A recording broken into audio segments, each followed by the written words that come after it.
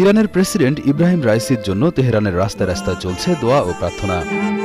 President রাইসিকে বহনকারী helicopter বিধ্বস্ত হয়েছে এমন খবর প্রকাশের পর আর সেখানেই হাঁটু গেড়ে বসে তার জন্য প্রার্থনা করছেন শত শত ইরানি। তাদের চাওয়া যাই ঘটুক না কেন, রাইসি যেন ভালো থাকেন, রাইসি যেন সুস্থ থাকেন। আমরা আগেও ইসলামী প্রজাতন্ত্র ইরানের অনেক মহান চরিত্রগুলিকে হারিয়েছি। আমরা প্রার্থনা করব যা কিছুই হোক না কেন, জনাব রাইসি যেখানে আছেন যেন ভালো থাকেন। আমরা সবাই এখানে জড়ো হয়েছি এবং ইরানের সমস্ত মানুষের মতো আমরাও তার সুস্থতার জন্য প্রার্থনা করছি।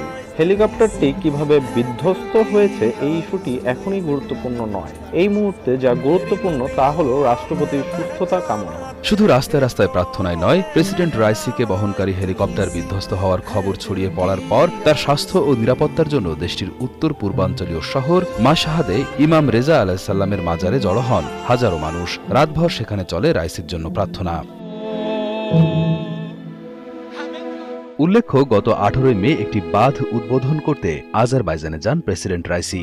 বাঁধ উদ্বোধনের পরের দিন আজারবাইজান থেকে ইরানের তাবরিজ শহরে ফেরার পথে তাকে বহনকারী হেলিকপ্টারটি দুর্ঘটনার শিকার হয়। যে হেলিকপ্টারটি আছড়ে পড়েছে সেটিতে প্রেসিডেন্ট ইব্রাহিম রাইসি ছাড়াও ছিলেন পররাষ্ট্রমন্ত্রী হোসেন আমির আবদুল্লাহিয়ান এবং আয়াতুল্লাহ মোহাম্মদ আলী কাশেম। তবে দুর্যোগপূর্ণ আবহাওয়ার কারণে উদ্ধার কাজ ব্যাহত হচ্ছে।